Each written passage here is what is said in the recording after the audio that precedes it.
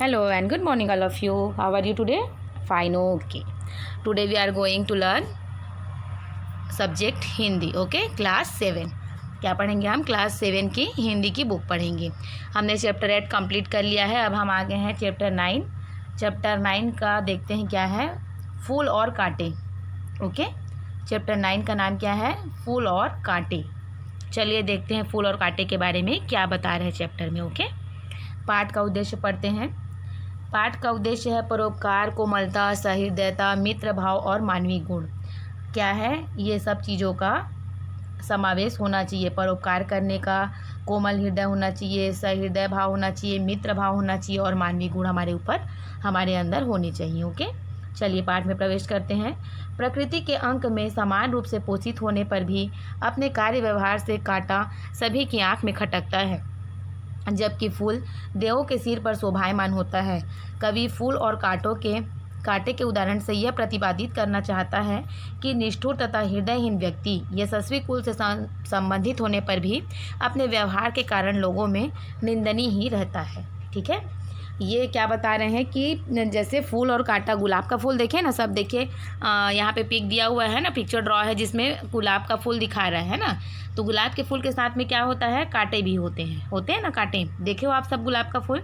Okay, तो इसमें क्या होता है? कांटे भी होते हैं. तो बता रहा है कि अगर हम उच्च कुल में पैदा होते भी हैं, है ना, यशस्वी कुल से संबंध रखते भी हैं, लेकिन फिर भी हम किससे जाने जाते हैं? अपने व्यवहार के कारण जाने जाते हैं. और अपने व्यवहार के कारण ही या तो हम यशस्वी होते हैं और या तो फिर हम निंदनीय होते हैं. ठीक है, अपने व्यवहार के कारण कांटा जो है क्या है? सभी की आंख में खटकता है ना. जबकि फूल क्या होता है? देवताओं के सिर पर भी शोभायमान होता है, देवताओं के सिर में चढ़ता है. ठीक है, चलिए एक छोटी सी कविता है नेक्स्ट पेज में, हम उसको पढ़ते हैं. है जन्म लेते जगत में एक ही पौधा उन्हें है पालता, रात में उन पर चमकता चांद भी एक ही सी चांदनी है डालता. ठीक है, ठीक है, क्या बोल रहा है? जगत में माने संसार में क्या है? एक ही जन्म लेते हैं. है जन्म लेते जगत में एक ही वृक्ष पे जैसे जन्म लिए हैं ना, वैसे ही जो है संसार में जो है आते हैं वो एक ही साथ में. एक ही पौधा उन्हें पालता है. एक ही पेड़ पे क्या होते हैं? गुलाब का फूल भी होता है और गुलाब का कांटा भी होता है. ठीक है, रात पे उन पर चमकता चांद भी, दोनों में बराबर चांद चमकता है रात में, एक ही सी चांदनी है डालता और एक जैसी ही अपनी चांदनी डालता है, एक जैसा ही अपना प्रकाश डालता है. ठीक है, मेह उन पर है बरसता एक सा. मेह क्या होता है? वर्षा. जो वर्षा का पानी गिरता है वो क्या होता है? उस पेड़ पे समान बरसता है. एक सी उन पर हवाएं हैं बही. एक सी जैसे उन पर क्या होती हैं? हवाएं भी बहती हैं. पर सदा ही दिखाता है समय, ढंग उनके एक से होते नहीं. लेकिन क्या करता है? समय हमको दिखाता है बार बार कि जो है उनके ढंग जो है, चाल चलन जो है क्या है, वो एक से नहीं है. जैसा कि बताया कि फूल जो है उसमें चढ़ते हैं, भगवानों के शीश में चढ़ते हैं, है ना. लेकिन कांटे जो है क्या है? नकारे जाते हैं, है ना. कांटे का उपयोग कहाँ होता है? नहीं होता है. कांटे को हम अच्छी दृष्टि से नहीं देखते हैं, है ना, अच्छे भाव से नहीं देखते हैं. छेद कर कांटा किसी की उंगलियां, फाड़ देता है किसी का वरवसन. कांटा क्या करता है? छेद कर देता है किसी की उंगली में, लेकिन गुलाब का फूल कभी नहीं करता. फाड़ देता है किसी का वरवसन. और क्या करता है? जब हम उस पेड़ के पास से गुजरते हैं तो कभी कभी ये होता है कि अच्छा कपड़ा को हमारा पकड़ लेता है कांटा, तो फट जाता है ना. और प्यारी तितलियों का पर कतर, और जो प्यारी तितलियां हैं फूल पर बैठती हैं और कभी कांटे पर पड़ जाता है उनका पंख, तो क्या होता है? उनके पंख जो है चीर जाते हैं, कतर दिए जाते हैं, है ना, चीर जाता है, कट जाता है. भौर का है भेद देता श्याम तन. और जो भौरा है उसका जो है काला कलर का जो तन है उसको भी वो क्या करता है? भेद देता है. मीन्स उसको भी वो आघात पहुंचाता है ना. फूल लेकर तितलियों को गोद में, भौरों को अपना अनूठा रस पिला, निस्सुगंधी और निराले रंग से है सदा देती कली दिल की खिला. और फूल क्या करता है? फूल जो है तितलियों को अपनी गोद में बिठाता है ना. भौरों को अपना अनूठा रस पीने देता है. देखो ना, भौरे घूमते रहते हैं फूल के आसपास में, तो क्या करने के लिए घूमते हैं? वो जो है उसका रस पीने के लिए, है ना, घूमते रहते हैं. निज सुगंधी और निराले रंग से, और हमेशा सुगंधित रहती है और अलग अलग कलर में होती है ना. जैसे देखे हैं हम लोग, गुलाबी का बहुत सारे कलर का होता है सदा देती कली दिल की खिला. और क्या करती है?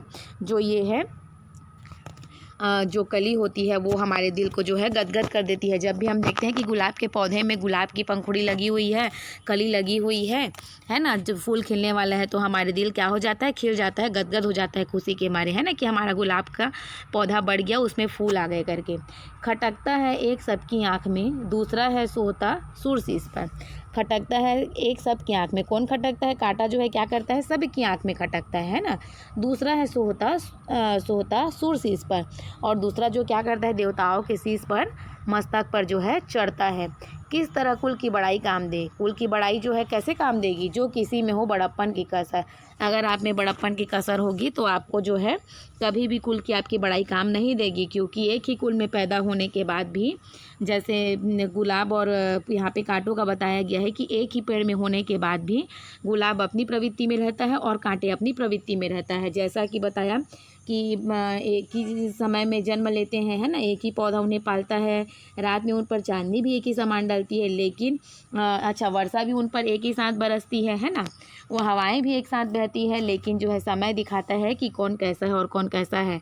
तो उसमें क्या दिखा रहा है, जो है कांटे के बारे में बता रहा है कि कांटा जो है छेद करके किसी की उंगलियों को छेद कर देती है, किसी के नए वस्त्रों को फाड़ देती है ना, और अच्छे वस्त्रों को फाड़ देती है। और प्यारी तितलियां जब बैठती हैं फूल के ऊपर में तो कभी पड़ जाती हैं, है ना, कांटे में, तो उनका पंख जो है कट जाता है, चीर जाता है, और भौरों को भी जो है क्या है, उनके काले रंग को भी, काले तन को भी, काले शरीर को भी वो भेद देती हैं। वहीं पे फूल के बारे में बताया जा रहा है कि फूल जो है तितलियों को गोद में बैठाता है, भौरों को अपना रस लेने देता है, और अपनी सुगंधित से, और अपनी कली को जो लोग देखते हैं तो वो क्या करता है, सबका दिल मोह लेता है ना। खटकता है एक सबकी आँख में, जो कांटा है वो क्या है, सबकी आँख में खटकता है, और जो दूसरा है वो क्या करता है, सूर शीश पर चढ़ता है, माने कि वो देवताओं के मस्तक पर चढ़ता है। किस तरह कुल की बड़ाई काम दे, जो किसी में हो बड़प्पन की कसर। अगर हमें बड़प्पन की कसर है तो हमारे जैसा यहाँ पे फूल और कांटे के बारे में बता रहा है कि अगर हम यशस्वी कुल से भी संबंध रखते हैं तो भी अपने व्यवहार के कारण लोगों में क्या होते हैं, निंदनीय होते हैं। वैसे ही जो है हमारे ऊपर भी होता है, लोगों के ऊपर भी होता है। अगर हम अच्छे कुल में पैदा होते हैं लेकिन हमारा व्यवहार अच्छा नहीं होता है तो हम क्या होते हैं, निंदनीय होते हैं, हमें कोई भी पसंद नहीं करता है। ओके, इसको लिखा किसने है, इनको लिखा है अयोध्या सी उपाध्याय हरिऔध ने। ठीक है, चलिए उनका कवि परिचय पढ़ लेते हैं हम लोग। अयोध्या सी उपाध्याय हरिऔध का जन्म 15 अप्रैल 1865 ईस्वी को निजामाबाद आजमगढ़ में हुआ। विद्यालय की नियमित पढ़ाई में अस्वस्थता बाधा बनी और घर पर ही संस्कृत, उर्दू, फारसी, बंगला, पंजाबी, अंग्रेजी भाषाओं का अध्ययन किया। ये 1883 ईस्वी में मिडिल स्कूल के हेडमास्टर, 1890 ईस्वी में कानूनगो की परीक्षा पास करने के बाद कानूनगो तथा 1923 ईस्वी में पद से अवकाश के बाद काशी हिंदू विश्वविद्यालय में प्राध्यापक रखे। 16 मार्च 1947 ईस्वी को इनका निधन हुआ। हिंदी कविता के विकास में इनकी देन अविस्मरणीय है। प्रिय प्रवास महाकाव्य खड़ी बोली में रचकर इन्होंने खड़ी बोली के प्रथम महाकाव्यकार का स्थान अपने लिए निश्चित किया। इनकी साहित्यिक देन इस प्रकार है। इन्होंने कौन कौन से महाकाव्य लिखे, प्रिय प्रवास और वैदेही वनवास। ठीक है, उपन्यास लिखा इन्होंने अधकिला फूल, ठेठ हिंदी की ठाठ। मुक्त काव्य क्या है इनके, चोखे चौपदे, चुभते चौपदे, कल्पलता, पारिजात बोलचाल तथा अरिहौत सतसई। ब्रज भाषा में रस कलश इनकी प्रतिभा दर्शाता है। इनके साथ ही नाटक तथा आलोचना को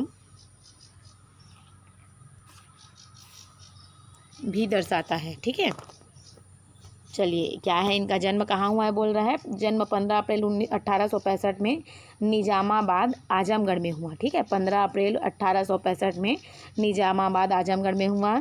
विद्यालय के नियमित पढ़ाई में अस्वस्थता जो है क्या रही, बाधा बनी रही, क्योंकि ये दिन रात क्या है, अस्वस्थ रहते थे, स्वस्थ नहीं रहते थे तो ये स्कूल नहीं जा पाते थे। तो इन्होंने घर पे ही संस्कृत, उर्दू, फारसी, बंगला, पंजाबी, अंग्रेजी भाषाओं का जो है क्या किया, अध्ययन किया।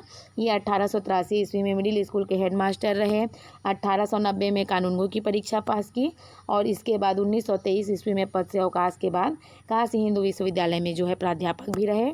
और इनका निधन 16 मार्च 1947 ईस्वी में इनका निधन हो गया। ठीक है, इनकी रचना जो है महाकाव्य है प्रिय प्रवास वैदेही वनवास, उपन्यास है अधकिला फूल और ठेठ हिंदी का ठाठ, मुक्त काव्य है चौखे चौपदे, चुभते चौपदे, कल्पलता, परिजात बोलचाल तथा अरिहोत सतसई ब्रजभाषा में रस कलश इनकी प्रतिभा को जो है दर्शाता है। ठीक है, आई होप आपको ये पाठ समझ में आ गया होगा। आप इसको अपने घर में अच्छे से रीड करिएगा और इसको समझने की अच्छे से कोशिश करिएगा। Okay, bye.